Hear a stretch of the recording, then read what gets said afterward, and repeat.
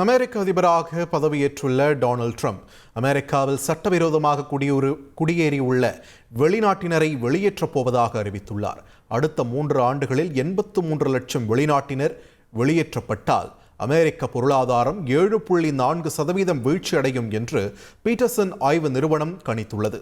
அமெரிக்காவின் கட்டுமான துறையில் 14% தொழிலாளர்கள் சட்டவிரோதமாக குடியேறிய வெளிநாட்டினர் என்று கணிக்கப்பட்டுள்ளது.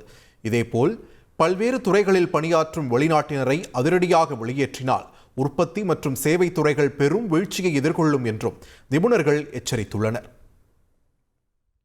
அமெரிக்காவின் கலிபோர்னியா மாகாணத்தில் உள்ள லாஸ் ஏஞ்சல்ஸ் நகரில் கடுமையான காட்டுத்தீ பாதிப்பால் அப்பகுதியே ஆரஞ்சு மயமாக காட்சியளித்த பதைவதைக்க வைக்கும் வீடியோவை தற்போது பார்க்கலாம்.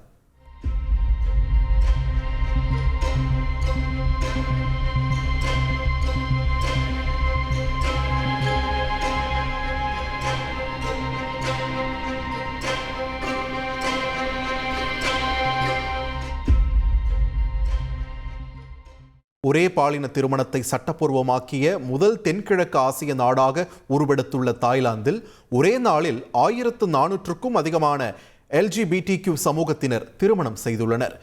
இந்த ஒரே பாலின திருமண சட்டத்தால் தாய்லாந்தில் LGBTQ சமூகத்தில் மேலும் ஏராளமானோர் இணைய வாய்ப்புள்ளதாக தெரிகிறது. இதையடுத்து ஒரே நாளில் 1400க்கும் அதிகமான ஓரினச் சேர்க்கையாளர்கள் திருமணம் செய்துள்ள நிலையில் இந்நிகழ்வு கின்னஸ் உலக சாதனை புத்தகத்தில் இடம்பெறுமா என்பதை பொறுத்திருந்துதான் பார்க்க வேண்டும். செய்திகளை உடனுக்குடன் தெரிந்து கொள்ள உடனே சப்ஸ்கிரைப் பண்ணுங்க.